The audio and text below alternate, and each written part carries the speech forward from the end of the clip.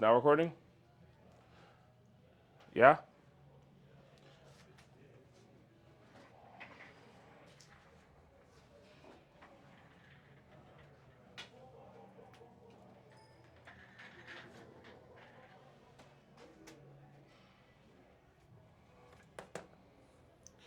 Do you want to build a snowman? Oh, okay.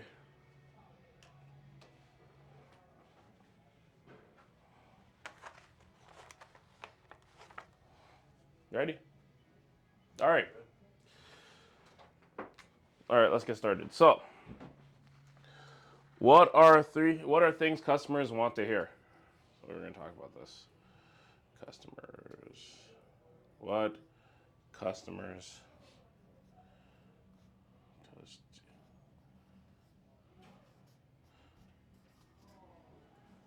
want to hear?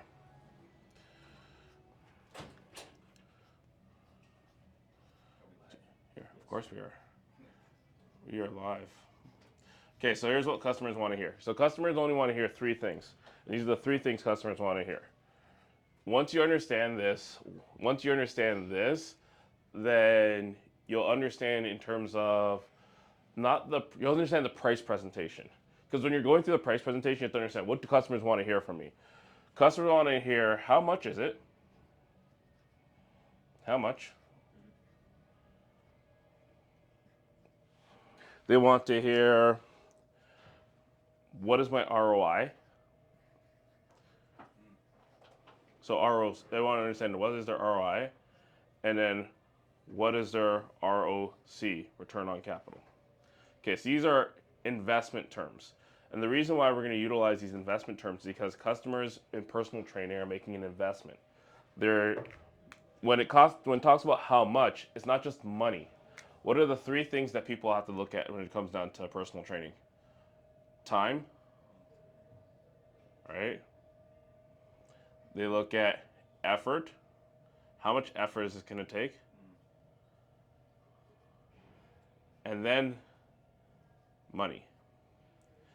What happens when we're dealing with customers is we get so focused on money as the objection that effort and time we're not even thinking about, right?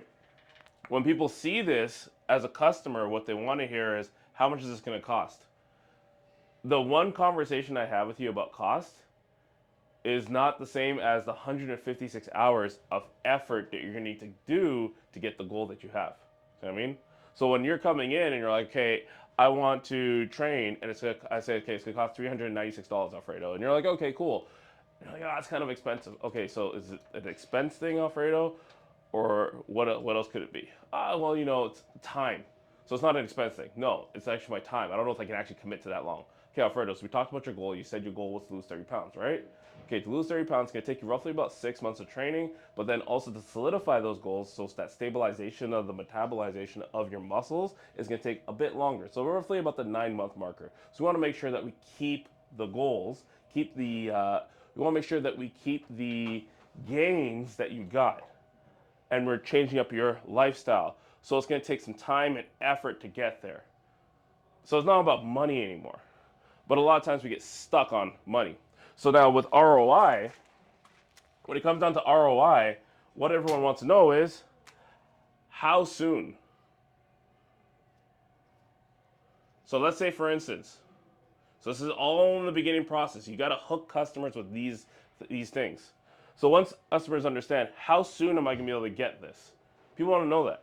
So this is why in our prescription planning, it's ideal. So we talked about this yesterday, right? If I'm traveling from Toronto to New York, T and Y, right? I've done this travel a couple times. It should take me roughly about 8 hours, right? 7 to 8 hours. If it takes me longer than 7 to 8 hours, what went wrong? Traffic, car accident, a bomb on the Rainbow Bridge, and I decided to go through Buffalo, right? Or decided to go through Niagara Falls. So a lot of times, NYC. So a lot of times when you're looking at like the ideal situation, it should take 7 to 8 hours, barring the fact of some sort of issue. So when it comes down to it, they want to know how soon am I going to be able to get my goals, my results, right? My results are everything. So now when I look at this, I want to know how soon am I going to get my results? What is my return on my investment? So you're saying that you're telling me this is an investment. So you're saying it's going to cost me my time, my effort, and my money. Okay? Then you tell me, okay, cool. Now it's going to be an ROI. So you're saying how soon is that going to be? So in terms of that, you're saying, okay, the results are coming in this much time. So ROI is a matter of how soon you got it. So now the last thing is that return on capital. So now when it comes down to my effort, my time, and my money, you're looking at this and saying, how much am I putting in? When am I going to get this back? So now, the key thing to this, when you're looking at ROC, return on capital, is what else can they do? So you have to tailor it back to what else, how are they going to make more money? Or how are they going to get more time? Or how are they going to get back their effort? So now, when you're talking about this, if you're dealing with someone, say for instance, in real estate, so you know they're in real estate, how can getting this goal of losing weight help you make more money? How can this goal of getting more strength help you? How can this goal of increasing your endurance help you in your job? That's where you're going to make more money, right? Just be confident to go out there and So in a sales job, it would be more confidence. In a construction job, it would be more efficient. In any sort of job that's physical, you're more efficient. In any job that's more customer service based, you're more confident, right? Then from there, in terms of effort, how are you going to get that effort back? So when's my return on my capital on the effort come in? Well, let's say for instance, you tied into the emotional and experience-based goal. So you tied in experience to this. That's now effort. So let's say for instance that you have a client who's like, I want to lose weight. And you start talking to them and you start talking to them, you find out they like mountain climbing. And then you're like, hey, well, have you ever climbed any mountains? No, I never climbed any mountains. So what's stopping you from climbing a mountain? My weight stopped me. Okay, so if I was to help you lose the weight, you'd climb a mountain? Yeah. What's the first mountain you're climbing? I heard about Machu Picchu. Oh, you want to climb Mount Machu Picchu? Okay, cool. So now the effort you're going to put into the gym is going to help you with that experience over there. So your return on your capital on that effort is coming in this experience. It's not just going to happen. I had someone that said, I want to go to Italy with my boyfriend. Okay, it's their 10-year anniversary. So Italy, what happens in Italy? What happens in Europe? Different than North America. What do they do more of? romantic dates. Romantic dates. Walk. Walking. They walk. Yeah. They walk so much more than in North America. In North America, we don't walk. We drive everywhere. In European countries, they walk more because their towns are built smaller. Yeah. So when the towns are built smaller, you're just walking around. It's something you do. So the effort that this girl needs to put in the gym is going to be for the experience of being able to walk around in Italy without being like, I'm so tired. Oh man, why are we doing this, right? And then the time that they put it in, when did you get back the return on capital of time? Later on in life. By not exercising, how much time do you think you're losing at the end of your life? Because remember, here's life. Okay? That's life. On one line. Here's the beginning. Here's the middle. Here's the end. Someone comes to you here in the middle. Let's say they smoke. What do you think's happening on the end of their life? It's decreasing. This way. Right? Yeah. So if everyone gets 75 years, let's just say, and you get a smoker, what do you think's happening to that smoker? So let's say, for instance, they're 40.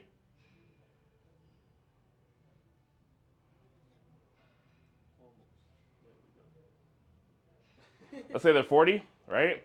And they get 75. So that's what, 35 more years? Now, if you had smoking, by the time they hit 50, 60, they're going to start having all these heart conditions, all these conditions. And then by the time they hit 55, done. So what happens is life is how you get that time back. That's your return on your capital of time. So what I'm asking you to do is spend 1 year, right, to change your life to get back 10. How long have you been smoking for, sir? Well, take a guess. I'm 50. I started smoking when I was 16. 16. So what is that? 34 years. 34 years of smoking? I'm going to give you back 10 years of your life just by 1 year of commitment. Gee. That's that time, okay? So now, those are the three things customers want to hear. They want to know how much is it going to cost, what's my return on my investment, what's my return on capital. The way they want to understand how much it costs is how much time is this going to cost me, how much effort is this going to cost me, how much money is this going to cost me. Once you answer this question, then they want to know how soon will I, if this is how much I'm spending, how soon will I be able to get results. Then they want to understand is in terms of what is my return on these things that I'm spending, right? That's all they want to know. If you could provide every single person with these types of things, everyone says yes. When people can't say yes, generally it means that we haven't been able to communicate A, how much it costs. So we're loss of translation, loss of communication. So let's say you come in and it's like, okay, I'm trying to not talk about any of this.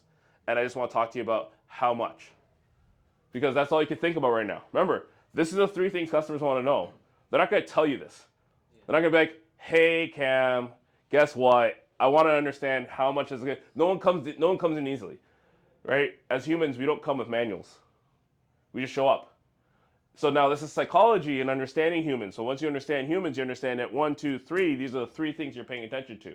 So when you're dealing with a business to customer transaction, especially in a service industry that which we're in, then you want to understand how much is it going to cost me to go into your services, Alfredo? Well, you know what?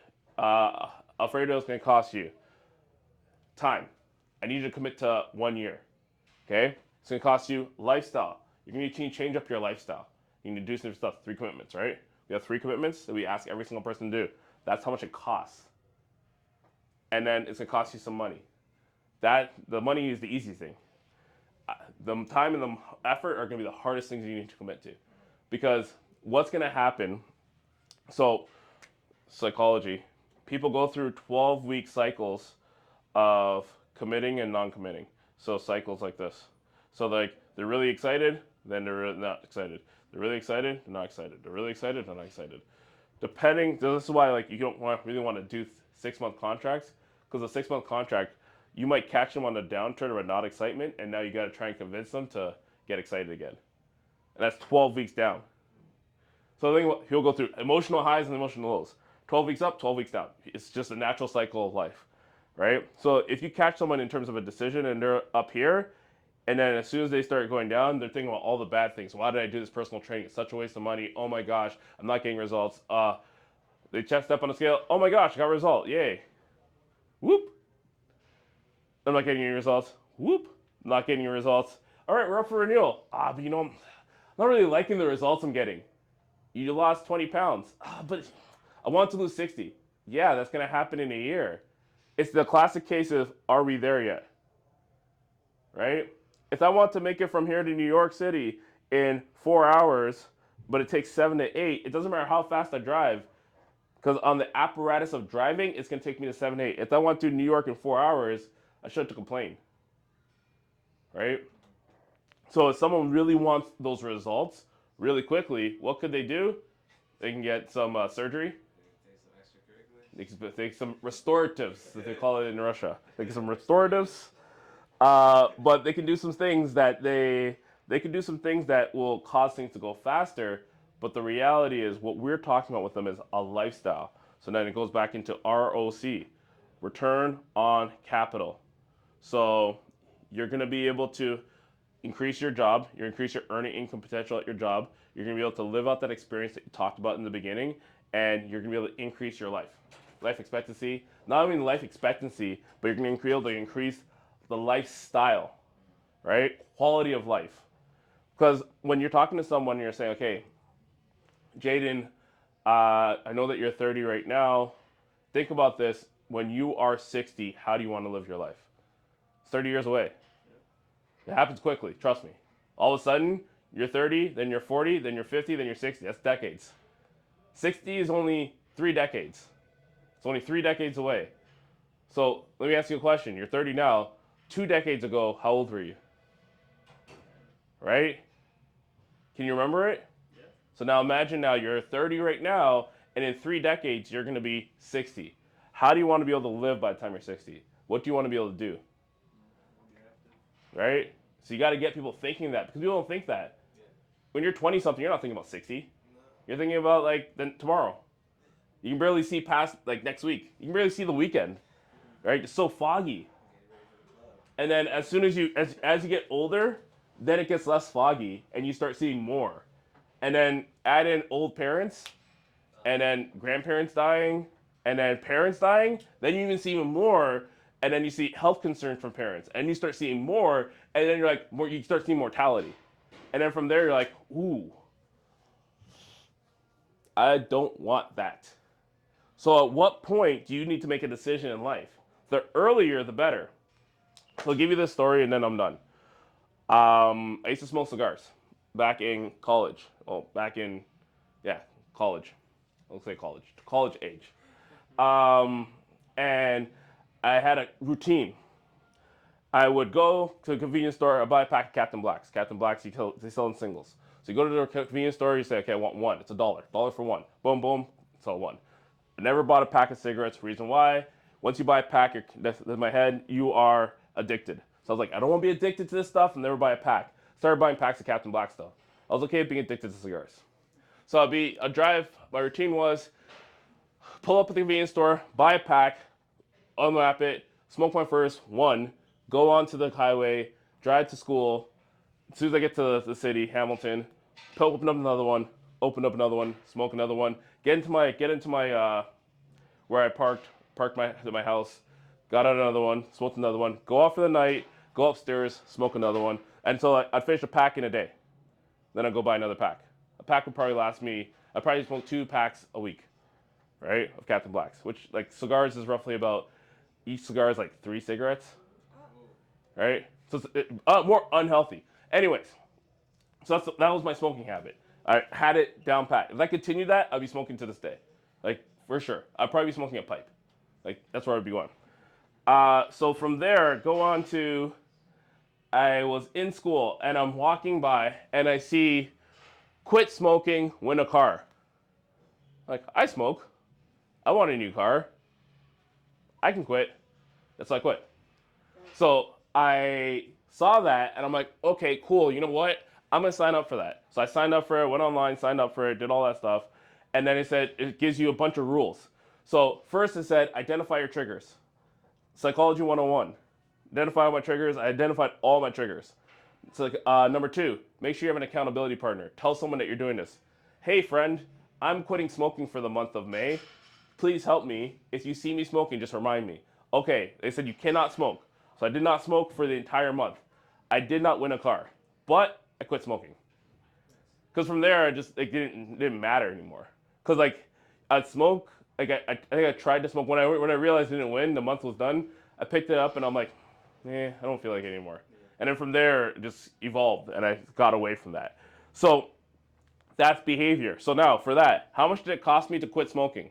It cost me time, it cost me effort, it didn't cost me any money, right? But it did cost me time, effort, it saved me money. In terms of my ROI, how soon did I quit smoking? Well, realistically, in a month.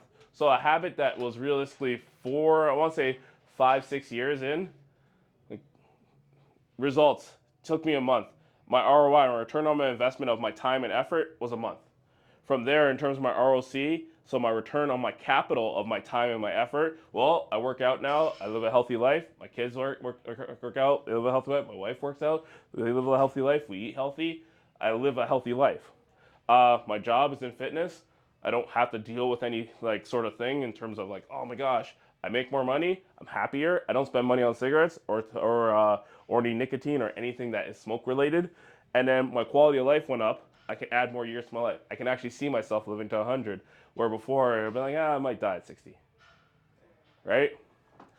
And so at this point now, you can see in terms of how you go through a thing. Every customer goes through this whenever they're making a value proposition on life in terms of a service that's rendered, whatever it is. Make sense? So for us, we have to help people understand that this is what we're talking about. So when you're talking to people, you have to be able to go through this, and have this on the back of your head that this is what they're thinking about. I needed to communicate this without saying that this is what I'm communicating. Make sense? So through our script package and through all this stuff, through like when we practice like role playing, like talking, you're gonna get better at this. One of the things that everyone has difficulty with is displaying this to people. So whenever they're talking to people, they're communicating, they're failing at communicating. The reason they're failing at communicating is because they're not practicing communication, right? You know how to talk to your friends, but how do you have an adult conversation or professional conversation as a personal trainer with a potential person that wants to train with you? You need to learn how to have this conversation. Make sense? Okay, that's it. Okay, any questions?